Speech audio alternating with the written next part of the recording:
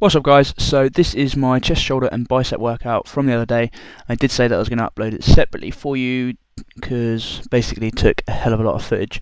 So you'd have seen a few clips from the workout in my vlog, but this is the whole shebang. So basically what you're seeing is just my warm up. I tend to warm up the majority of my chest workouts with chest flies, mainly for chest activation, to make sure that it's the chest that I'm actually going to be using and not my shoulders and my triceps. I want them to be accessory muscles. This here is a rotator cuff warm-up, probably one of the most important warm-ups you should do before any pressing or even any pulling exercise. Cannot stress that enough. Tiny little muscle groups, tiny little muscles in your shoulder joint that help with stabilization and obviously rotation. And if you damage them, which is quite easily done if you don't warm them up properly, then you're probably going to be out for a little while with regards to any upper body work. Here I'm just warming up my rear delts, again an accessory to a pressing motion. Believe it or not, you do activate and use your rear delts when you are pushing, so making sure they're nice and warm and activated is crucial or important as well. Just keeping it really simple.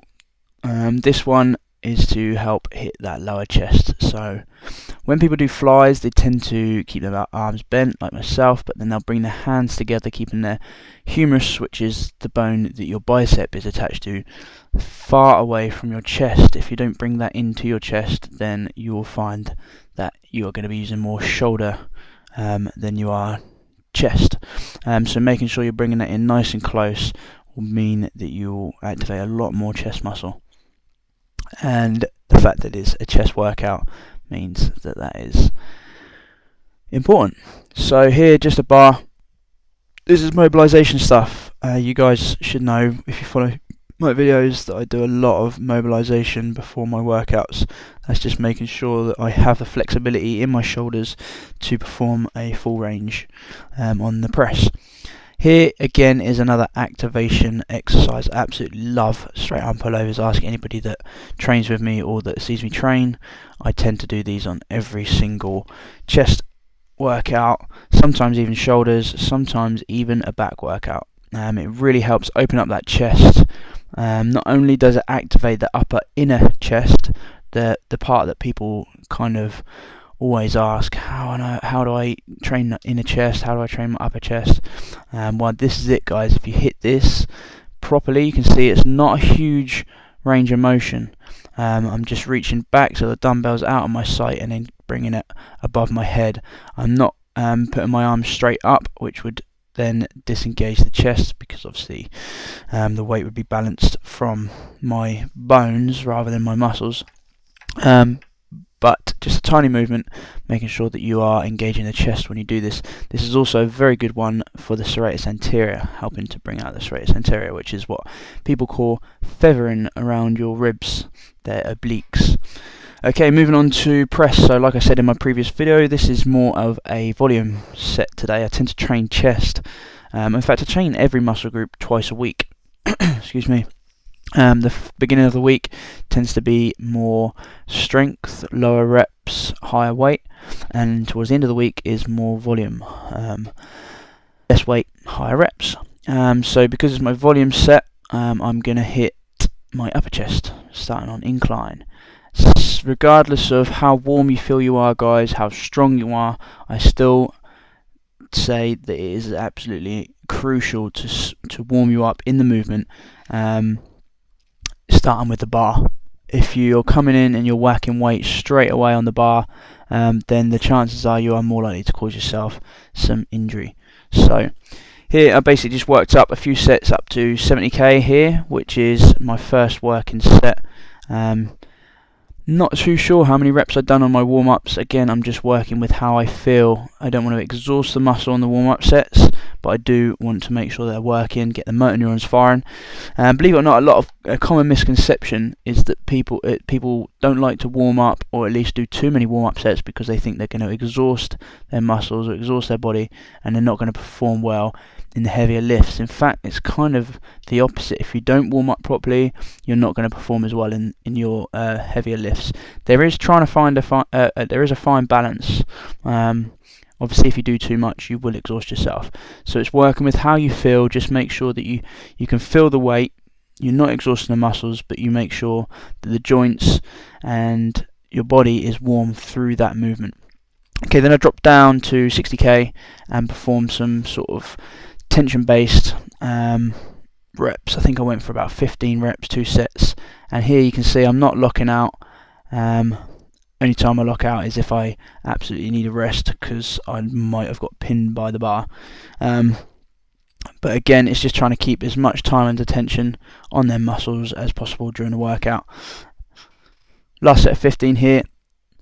My form's not too bad.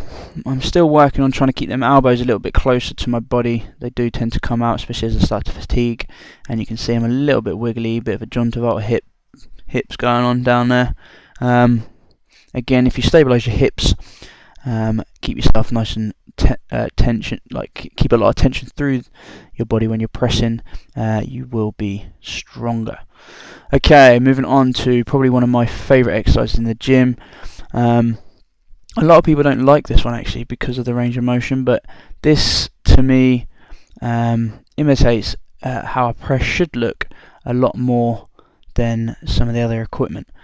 So because it's one of my favourites as well, it was feeling pretty good today. I could really feel it in my chest. So I was doing sets of 15, and basically every sort of 30 to 60 seconds I was just getting down, doing a set of 15 until 15 became a struggle. My form started to slack. I felt it more on my shoulders or my triceps, and at that point I'd drop the weight down just a touch and do 15 again until literally I got down to, I think it was a 20 and a 10 plate on either side. So these are 2 20 plates. Then I went down, I think I'd done 3 sets of this actually. Then I went down to 15 plates, so 15 plate on either side with a 20 plate, which I think again I must have done about 2 sets. I didn't record it all, guys, because I mean it would be boring the hell out of you, plus this video is already 15 minutes long. So this is my 20 and 10 plate sets. I think it's probably my last set. Then I moved on to some guns, the gun show. My buddy that was in the gym was training back and biceps, and I was training chest and biceps, so we hooked up and done a duo, some buddy bicep sessions, hashtag no homo. So here was the last set. We've done a couple of controlled sets with the underarm grip, a set of 8 heavy onto incline curls, which we'll see in a sec, and the last set here we decided to halve the weight, do some overhand grips to hit that forearm, hit that outside bicep, bringing the thickness of the bicep. As soon as you was exhausted with the overhand grip and you started slacking with your form, like here I'm getting a little bit of a kip, I decided to drop down, go to the underarm, get as many as I can out, hitting the underarm curls. And I know some of you are going to say, oh, you're swinging, you're not using your biceps. Guys, trust me, I'm using my biceps. I've been training for 5-6 years. I understand my body. I know exactly how it works. Form, in my opinion, for most people, is relative to how your body functions and what muscles you're activating. Like I said, and I stress so much, I'm so big on muscular activation, muscle-mind connection, mobilization, all of the above, because there's no point going to the gym and hitting what you think is a shoulder exercise, like a shoulder press, and all you can do is feel it in your elbows or in your shoulders or in your traps, because you're not going to be training your shoulders. You've gone for a shoulder session and you end up having an arm and trap session. So the key really is to connect with the muscle that you are trying to train. And here I was trying to train my biceps, and in the words of Arnie, I had my mind in that muscle. I was inside my bicep. So although the reps look a bit scrappy, I'm using kind of like a self-spot to get that weight up, to just overload the muscle, get as much time under tension as possible. Moving on to hammers as well, we just basically kept dropping down to a form that we was able to get the weight up keep the tension on the muscle, switching from alternate to double to hammers, just anything that you can do to get that blood into that muscle and get that pump. Okay, moving on to some team curls. This is 10-1. I was actually introduced to this by Frog, the guy I'm training with there. Never heard of it before. Basically, he does 10 reps, I do 1.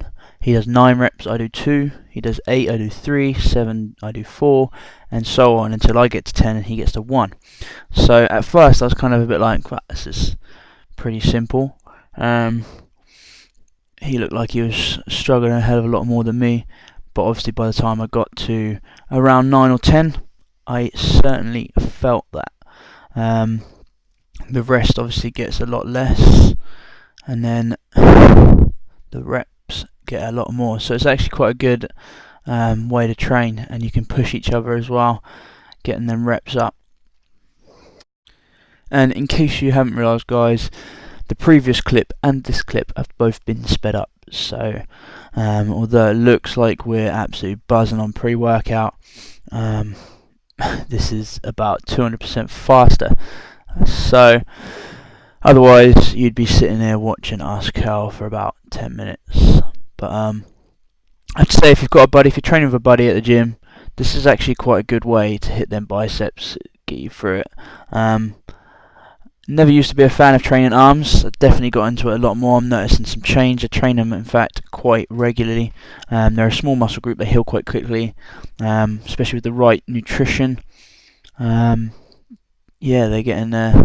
I'm getting them gains. So yeah, no, give it a go if you're there with somebody.